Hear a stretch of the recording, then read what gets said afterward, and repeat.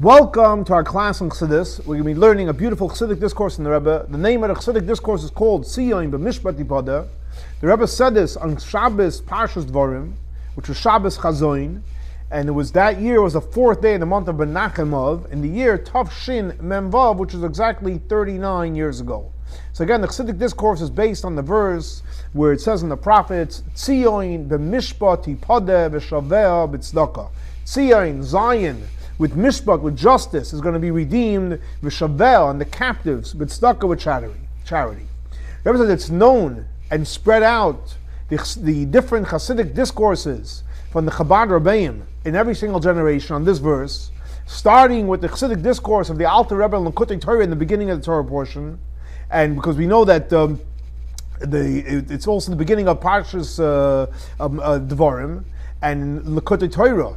And also it's printed as the first Chassidic discourse. Nevertheless, it's a wonder because the beginning of Parshas Dvarim is about the verse of Tzmi Mishpat Tepada, which is actually a verse from the Haftorah of the Parsha, and the Haftorah itself, it's the last verse. But when it comes in the Torah portion of Dvarim, in the Likutei Torah from the Alter Rebbe, this is listed the first Chassidic discourse. And he explains over there, with an introduction, what it says in the Torah, "V'hoyu hadvorim ha'ele asher anoichi metzavcha hayoim," that these words that I'm commanding you today, that's what the verse says. So Chazal tell us, what does that mean? That every single day it has to be like it's brand new. And that's a major point in serving Hashem, that the whole Torah, well, every time you learn Torah, it's not like you're learning an old Torah, God forbid. You're learning it brand new, as if right now Hashem is giving it to you. How does that happen? When you do a general meditation, and when you meditate, you come to the realization that everything is kachadashim, like it's brand new, and not only that, even a step further, it's not only like it's new, but it's new right now. Hashem is sharing this with you. Now, that's the way you're supposed to learn, and that's the way you're supposed to live. It's brand new, it's right now. The revelation is right here, right now. And this idea, the Rebbe says, is promised from on high, because that's the whole idea of that every single day should be like new. And it's a commandment, and it's a promise. So it's a commandment and a promise. And so what happens is, the way you're supposed to serve God, when you're learning, and when you're praying, and you're doing mitzvot, as if it's right now, brand new, you're receiving the revelation right now. And like it's explained at length in that Chassidic discourse. And he goes on over there to explain, that's the way it's supposed to be. You learn Torah, wow, it's brand new, Hashem is right now revealing it to me. But sadly, when you're not feeling it's brand new, so then it says, ציון, במשפט, תפדה, ושבי, בצדקה. In other words, when you're supposed to be serving Hashem and it's not the way it's supposed to be, so then you need to be redeemed. Then you have to go back to your original source. And that's why it says, ציון, במשפט, תפדה, ושבי, בצדקה, that the redemption and the returning comes through two different ways of mishpat and tzedakah. Now, mishpat, we know, what is the idea of mishpat? It's referring to Torah. Like to explain the Chassidic discourse. And like he brings from the Targum where it says, K'mishpat harishayin, so it says, K'hilchasa k'maisa, like the first halacha. So the first way is to learning Torah, and the second thing is through charity, and charity is referring to all the mitzvahs. Now in this itself, there's many details. Why? Because the literal translation of the verse is that when it says v'shaveha, it's going on what it says right before that. What does that mean, shaveha? Those that are captive, or those that are returning to the original spot of Tzioin, and they get redeemed also what? Through charity. But you can say that the explanation is as follows. That what does that mean? That even before you learn Torah, even before Mishpat, when you're learning Torah, but you need the help from Hashem. That you should be learning Torah the way you're supposed to, and especially you want to know what is exactly Hashem saying, not to put in your own thoughts and get sidetracked. And Chazal, like Chazal tell us, in order to learn and to be able to have clarity and stay focused what the Hashem's intent is, so you need, in Hebrew it's called siyat d'shmaya, you need special help from Hashem. And since the way Hashem operates is midah keneged midah, in other words, you want Hashem's help, so then you have to do your part. You have to do something. If you turn to Hashem, help me, that I should be able to learn Torah and it should be new. So you have to do your part. You want Hashem to help you. It means you want Hashem to do charity with you. So therefore, you go ahead and give charity. So by giving charity to someone else, you're showing that you care, and Hashem will care for you as well. Now, But the fact is, so you see he connects the two, that the mishpat is connected to tzedakah and tzedakah is connected to mishpat. But the fact is, the verse doesn't say tzioin and shaveha. It merges the two together. And it says we redeem through mishpat and tzedakah together. No, but it divides the two. It says tzioin is a mishpat tefda. Zion gets redeemed with learning Torah, and Shaveh, the captives of charity. So what do you see from here? That the main explanation is like it's brought down in Chassidus, that the redemption of Tziyun comes through Mishpat, which is Torah, and the returning, going out of being in exile, that comes through charity. Well, what does that mean? You're explaining as follows.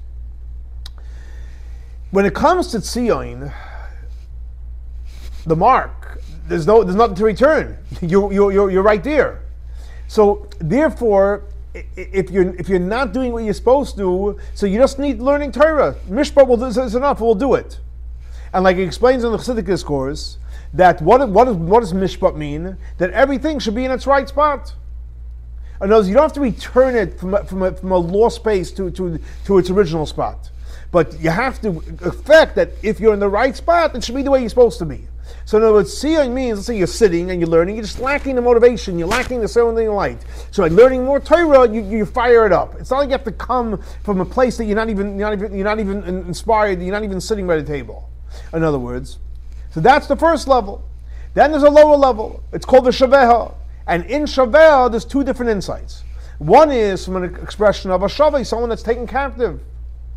And the other one is where you have to return to its original spot. And in both of them, what you realize is that you basically left your main space. Either you're basically held as a captive, or you need something to bring you back to the space. It's not enough just learning Torah. Since you got involved in a very, very low spot, in other words, you took upon yourself too much materialism. So in order to bring you back, to be more spiritual, to be more godly, it's not just enough to learn Torah, because you're learning Torah, but you're lacking the light. But therefore, in order to start sparkling again, you have to do the idea of charity. And not only charity, but all the mitzvahs, because generally all the mitzvahs, the positive commandments and the negative commandments in the physical world, and or by doing or by staying away, not doing anything negative in the materialistic world, when you're busy doing physical mitzvahs in the physical world, then you create the shavel to come back to its original source. Now, just 1 second. We're saying the shavel b'tzedakah. You want to be returned from either returning or coming back to the right spot. You do it through tzedakah. But we're saying it applies to all the mitzvahs. The question is, why are all the mitzvahs called tzedakah? You can say, based on the Alter Rebbe says in Tanya, in the classical chapter of Tanya, Perek Lamed Zayin, chapter 37, and the 37 has the same numerical value as Hevel, because Lamed Zayin is 37, Hevel is Hey is 5, and Beis is 2, and Lamed is 30, which is 37, like it's explained there in the famous talk, which is connected to the Hevel, the breath of the mouths of the children, and also connected to the 7 breaths that Hashem used to create the world. That what happens is when a person gives money to charity, that means you give money that you worked hard for, or if you didn't work hard for it, but the fact is you could have used the money to literally sustain yourself. So when you're giving charity, you're literally elevating your total self by giving that charity, either because you worked for it with your whole being, or because you could have bought something that would have given you energy. So in other words, when a person gives charity, you're giving yourself, and therefore when you do a mitzvah, you're elevating you're elevating everything. You're elevating the world, and especially through the mitzvah of charity. And that's why all the mitzvahs is called tzedakah. Why? Because what's tzedakah? Tzedakah is basically about elevating yourself, and by doing a mitzvah, you're actually elevating what? The physical world. Now, the general rule is, in everything in holiness, there's a concept in Kabbalah called Notz Seifam Mitchilasam Mitchilasam Seifam, which means the beginning is connected to the end is connected to the beginning. There's always a connection between the beginning and the end to the beginning. So therefore, this verse, Tzioin b'mishpat tefda, ושבי בצדקה, is said where? At the end of the Haftarah. Because in the beginning of the Torah, it speaks about terrible things. Why is that? Because the two things are connected. And those the redemption and the returning is not through nullifying the things which are good in the beginning of Torah. But on the contrary, it's about transforming the negative stuff. In other words, creating hisabcha, creating the transformation. So what do you see from here? That in order that you should have ציון במשפט תפדה, that Zion should be redeemed through learning Torah, and the captain should go back to the original place through charity and doing all the mitzvahs, and should be done in a complete way. It's not enough just to nullify the negative stuff that's going on, but you actually have to transform it to good. It's not about getting rid of the negative, it's about transforming the negative to good. And like the Rebbe said, like it explained in reference to these days, and which are the days of fasting, that all these fasts are going to eventually go away when Mashiach comes. And not only that, not only they're going to go away, but they're actually going to come a Yom Tov, they're going to come a celebration. And it's going to take days of joy, rejoicing and celebration. Like the prophet says, Koyam Hashem, that in the future it's going to be for the house of the Jewish people, the Sasin and Simcha, for days of joy and celebration, L'moedim Tovim to holidays, V'emes, V'shalom Ahavu, that truth and peace is going to love us.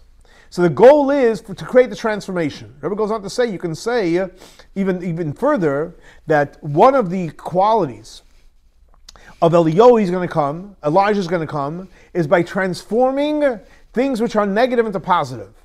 And like it's hinted in the end of the verse where it says V'emes v'shalom ahavu, which means truth and peace is going to love. What was it referring to? It's referring to the ultimate completion and doing mitzvahs, because the ultimate way to do a mitzvah is not for a reward, and not because it feels good, not because even Hashem wants it. It's kamitzvahs v'tzeinecha. This is the Ratzon Hashem. This is the will of Hashem. Why is that?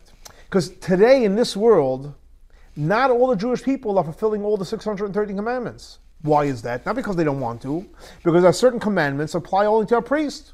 Certain commandments only apply to a Levite, or only to an Israelite, and therefore not a priest, not an Israelite.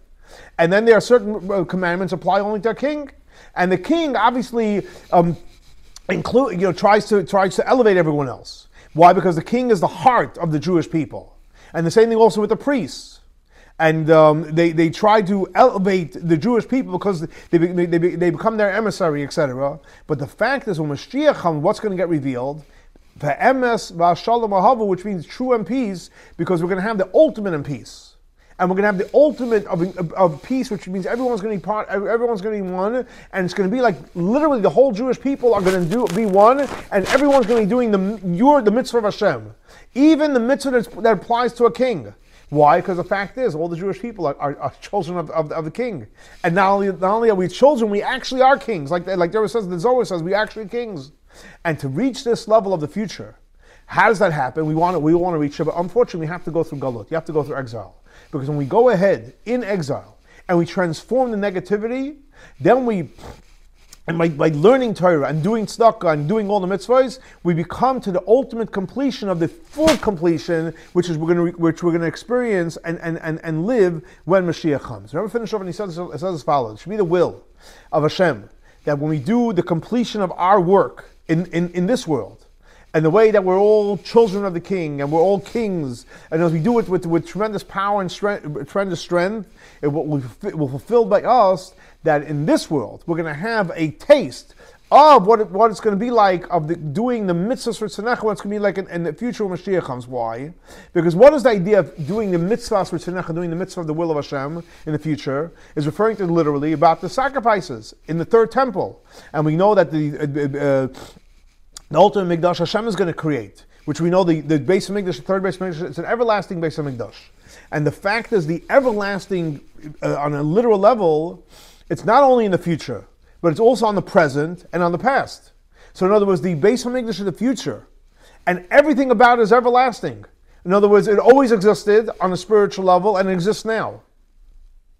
So therefore, it's possible you can experience today what it means to do the mitzvah of Tzeinecha even today.